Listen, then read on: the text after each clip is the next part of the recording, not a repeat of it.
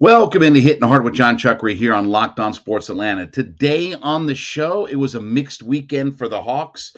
The curious case of Hunter, and we thought this might happen. It's all next. It's Hittin Hard with Jon Chuckery, Locked On Sports Atlanta. This is Hittin Hard with Jon Chuckery, part of Locked On Sports Atlanta. And it starts now.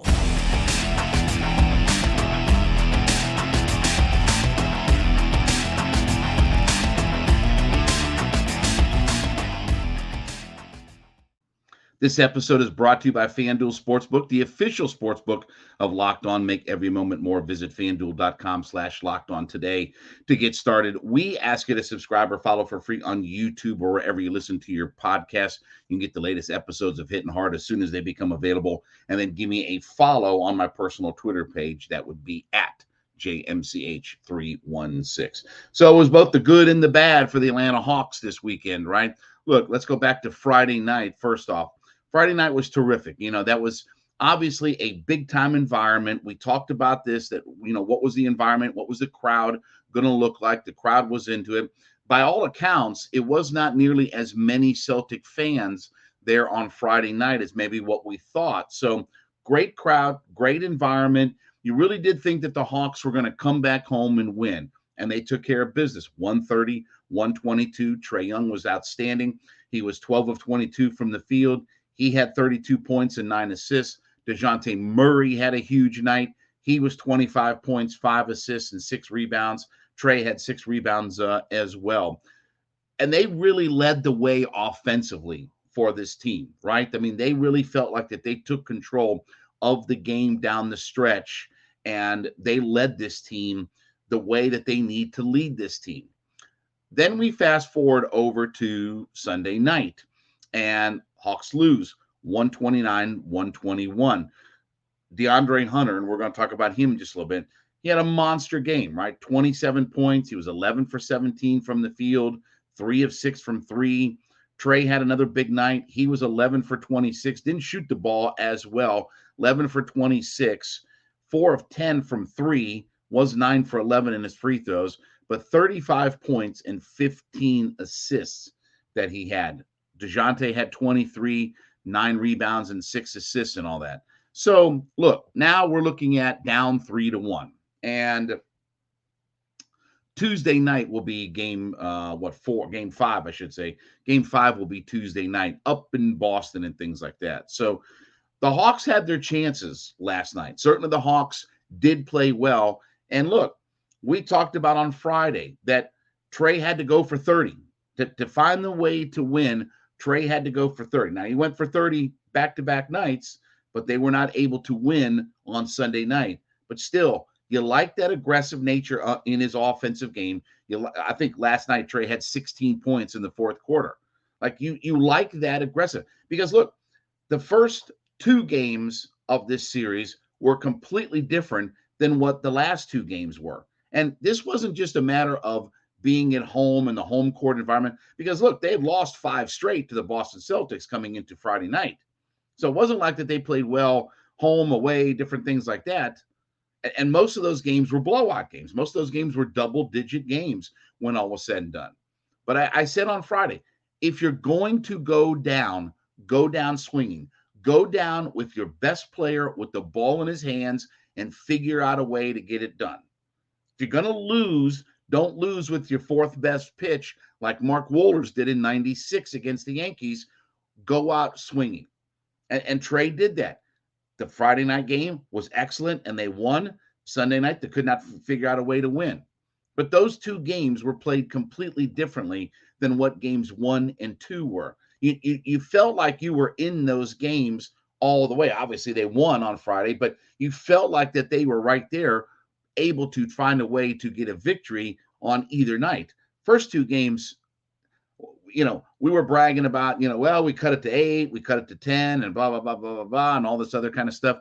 Well, look, the reality was that in the first 2 games, you weren't really in those games. At one point in game 1, you're down by 32. In game 2, you were down by 20 at one point. So to say that you were in those games isn't really accurate, but you were in games 3 and 4. And look, it's still going to be about Trae Young and DeJounte Murray leading the way. Your stars have to be your stars. Okay? Your stars have to be your stars in these games. That's playoff basketball. Now, they've gotten next to nothing out of John Collins. Collins had 5 points on 1 for 9 shooting last night.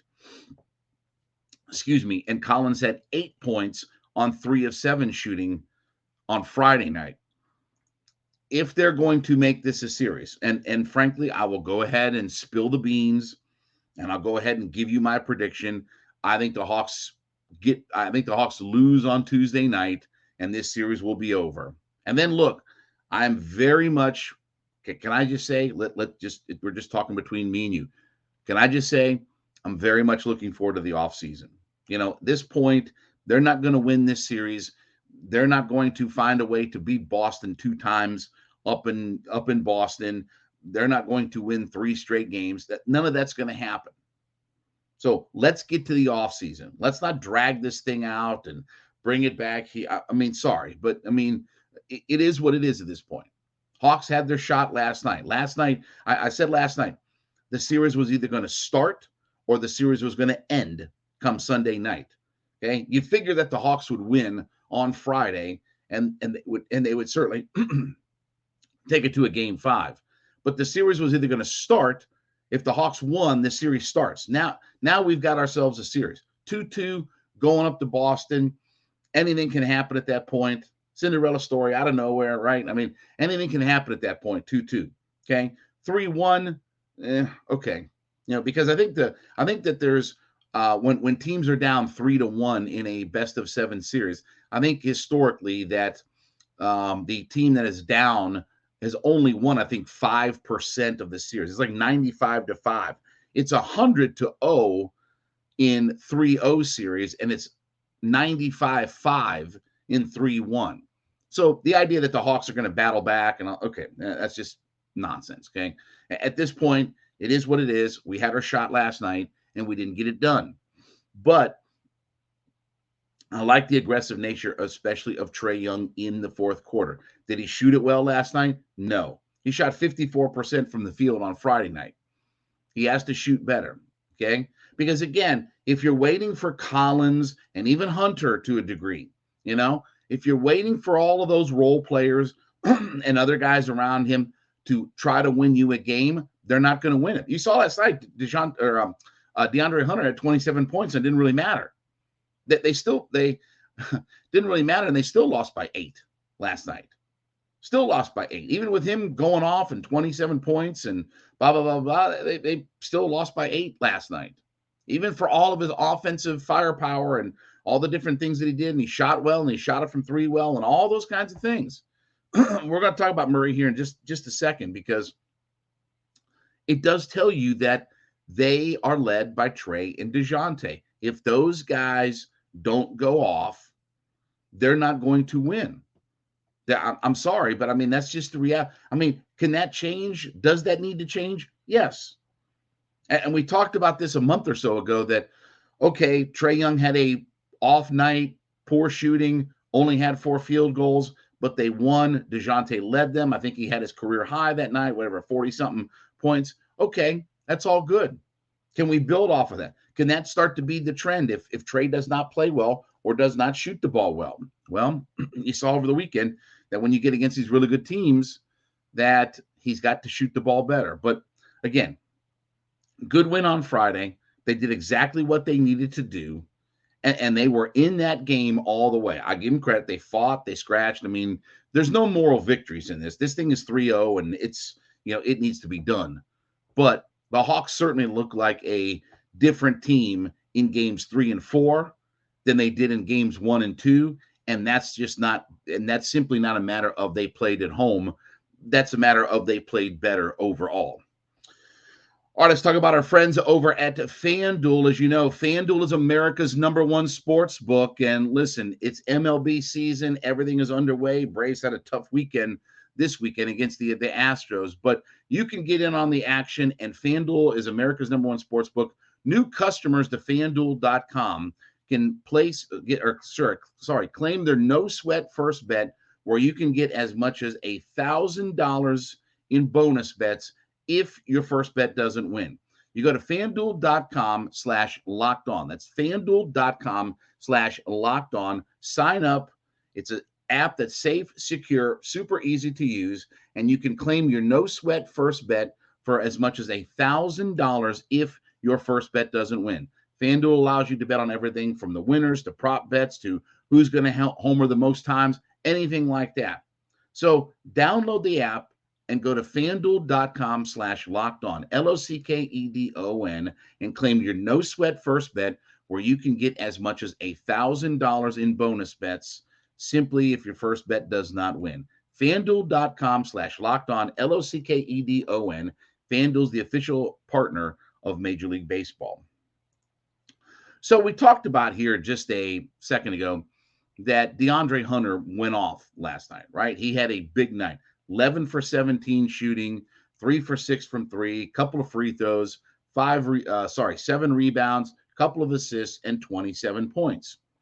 And yet he was a minus 11 on the court. He was a minus 11 overall. Trae Young was a 0. DeJounte, who did not have a good night at all, both on the offensive and defensive side of things, but DeJounte was 9 for 20 in 40 minutes. Hunter played 40 minutes and was a minus 11 on the court. And look, let me give you a couple numbers, okay? When during the regular season over the last 2 years, when DeAndre Hunter scores 25 or more points, the Hawks are 3-3. Okay. In the playoffs, the 2 times that he has scored over 25 points, they're 0-2. Now, this is what I will say, and I'm not blaming or putting this loss on DeAndre Hunter by any stretch of the imagination, but this is what DeAndre Hunter is at this point. Okay, because again, all the inconsistencies and at times the poor shooting, not enough defense. Can I tell you that DeAndre Hunter is more valuable being a 6 to 8 point per game scorer and play elite defense? If he was only scoring 6 to 8 points but playing elite defense, his value to this club would be even greater. I don't need him to be, yes, I'd like for him to be an elite player 2 ways. But number one is he's not consistent enough on offense. He doesn't shoot the ball as well a lot of nights, and he doesn't play the kind of defense that we thought he was going to play coming out of Virginia. Look, he was the best on-ball defender coming out of college. There was no question about the fact who was the best defensive player in college basketball when he was around. It was DeAndre Hunter.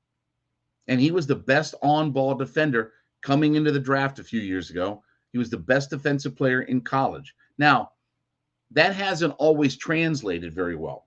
And I'll say again, he's not guarding Kevin Durant every single night. Yeah, he's getting matched up with definitely some of the better players in the league, but he's not guarding Durant every night. Now, Orlando and Detroit and Indiana, they don't have their Kevin Durant's on their rosters, right? And there's only a few of those kinds of players. There's only a few of those elite types of players from an offensive standpoint, right? So he's not playing Durant every night. But if he figured out a way to become an elite defensive player, they could live without him having to put up a whole bunch of points. Because again, 3-3 over the last 2 years in the regular season when he scores 25 or more, and 0-2 in the playoffs. So if you want to tell me 3-5 overall the last 2 years, whenever he scores 25 or more points, what does that tell you? Like, what does that say about the idea of, oh man, when he goes off, the Hawks play so much better and blah, blah, blah, blah, blah, blah. I mean, yes, he had a big individual night last night. But with the way that this team flows and the things that they need for this team, they can find enough offense. They can certainly find enough offense. Like I said, they scored 121 points last night, 130 on Friday. But you can't give up 122 and 129. And that's the problem. Yes, it's great offensive numbers, but this team as a whole defensively, they don't have enough shutdown guys. And I understand Quinn Snyder's going to his bench and he's looking like, man, I ain't got nobody to play defense out here. I got no wings that can play defense, and Hunter has to be that guy that they rely on to do that. He's literally their only guy that they look at and say, okay, I can defend on the wing with these guys. Hunter's the one guy, and I understand that. But if he gets into the flow of the offense too much, he's not at that level yet where he can be elite on both sides of the court. And if he's got to pick one or the other, then be an elite defensive player. Be an elite stopper. You know, there aren't a whole lot of elite two-way players in the NBA. Very, very few elite players that go two ways in the NBA. If I need that from DeAndre Hunter, then I'm not doing my job with Trae and DeJounte and John Collins, and he's a whole nother set of issues and problems. But what I need from DeAndre Hunter is I'll sacrifice his scoring to be elite on defense. Because when he's high volume scorer, things don't go well for the Hawks. And that's their look, 3-5 is 3-5. I don't care how you get there, what the reasons are, and different things like that. So it is curious that the better DeAndre Hunter does on offense, the less that they win. And that's because, again, I need him to be an elite defensive stopper. And moving forward, look, if he's 6, 8, maybe 10 points a game, but he's an elite defender, if he's a first or second team defensive player, then I'll take that. He's not DeJounte Murray right now. He's not a guy who can, on both ends of the court, get it done. Murray's a 20-point scorer and a very, very good defensive player. He may not be elite, but he's a very good defensive player. He's been a second-team all-defensive player in the league before. So it is curious how we are with DeAndre Hunter and the fact that the more volume that he scores, the worse that the Hawks are. I don't know why. Again, it's not, you would think that a guy that puts up 27 points and can play the type of defense that he does would certainly provide the Hawks a boost. But 3-5 is 3-5 when you look at 25 or more points over the last couple of years. And I think that's just because when you start to get into that high volume area of DeAndre Hunter, that he can't stop his own guy, or again, he's so focused on his offensive side of the game that maybe his defense, I don't know. I mean, I'm theorizing on all of this, but again, when he scores 25 or more, 3-5 is 3-5 at the end of the day. Something's got to change with all of that.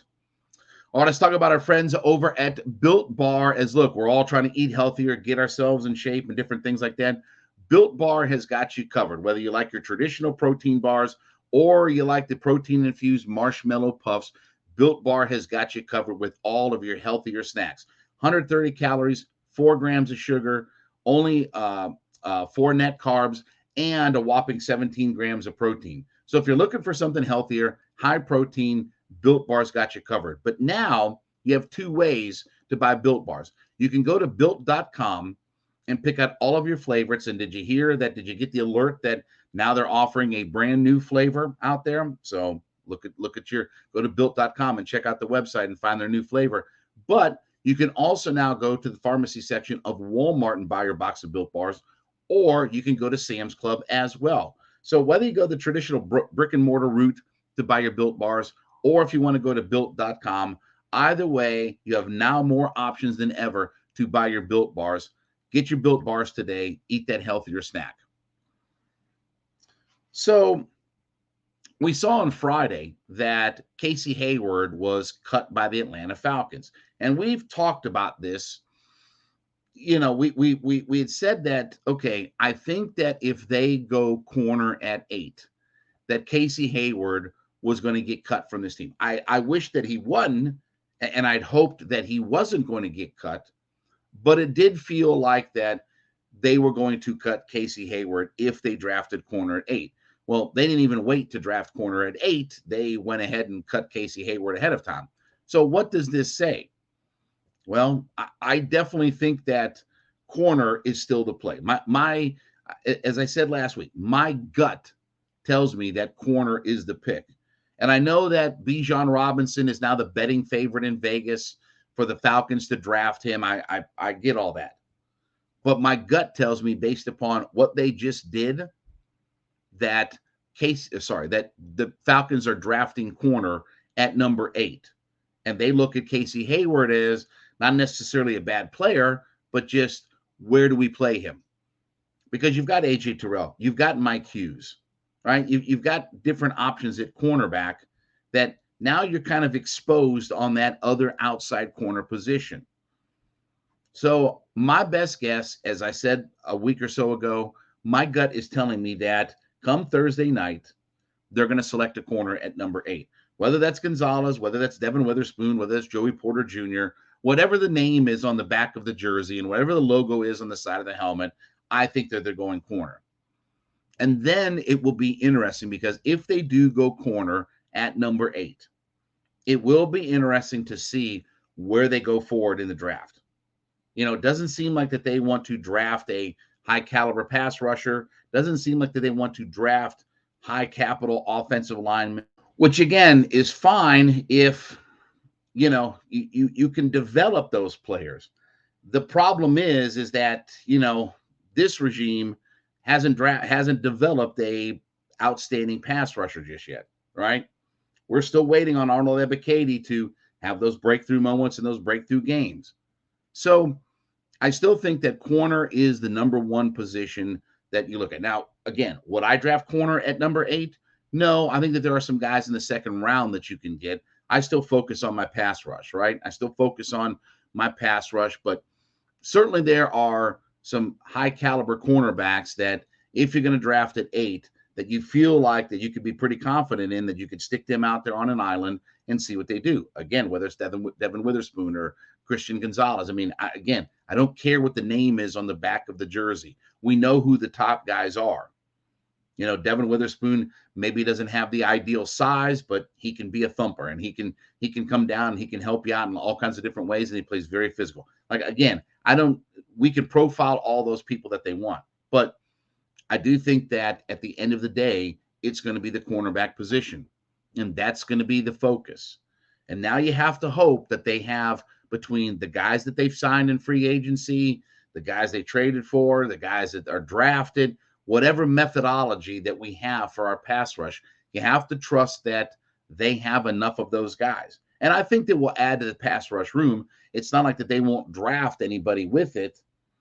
But if you're drafting second, third round caliber guys, okay, my contributions will be limited on that standpoint. But you have to hope that Arnold Ebiketie especially takes that big jump forward, because you expect him to start all 17 games. He's got to make that big jump forward, because Calais Campbell and Caden Ellison, those guys are going to be rotational guys coming off the edge. Those guys are going to be rotational players that are going to come off the edge for everything. So I think corner is the play at 8. I'm not going to be surprised if that's what the pick is come Thursday night. Now that Casey Hayward has been cut, it opens up a big gap. It opens up a gap and a big hole that says that, okay, we've got to fill that spot at corner. And I don't think it's going to be Mike Hughes. I don't even know if it's going to be Igbuka. I don't know, or sorry, not Igbuka. The corner from that we traded for. So again, my brain just got fried on everything. Okudah. Sorry, Jeff Okudah. I don't know if it's going to be Jeff Okudah out there.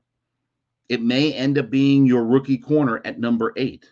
So again, we do have a lot of good cornerback depth with Mike Hughes, with Okudah, with AJ Terrell, with, again, D. Alford and some of the guys that we have on this roster. We've got some good depth, but I do think that number 8 in that pick is going to be a corner. Again, Gonzalez, Witherspoon, whatever like that. Whoever they figure out that is going to be the best at that spot, I do think it's going to be a starting corner at rookie. I do think that they will work that guy into the rotation to where Okudah can start right away, and then you can work your number 8 pick in, whether they place him inside, again, whether you develop them to be on the outside later on in the season. But I think cornerback is going to be the play when all is said and done at number 8. All right, we thank you so much for making Hittin' Hard with Jon Chuckery your first listen. Make sure when you listen into the podcast that you go in the comment section and let us know if you're an everyday listener. We call them our everydayers. So leave us a comment on YouTube or wherever in the comment section and tell us that you are an everyday listener. So we thank you so much for always listening in every day to us. You can subscribe to you on YouTube. Or wherever you listen to your podcast from. You can get the latest episodes of Hittin' Hard as soon as they become available. And then give me a follow on my personal Twitter page at JMCH316. We'll be back with you tomorrow. This has been Hittin' Hard with Jon Chuckery, Locked on Sports Atlanta.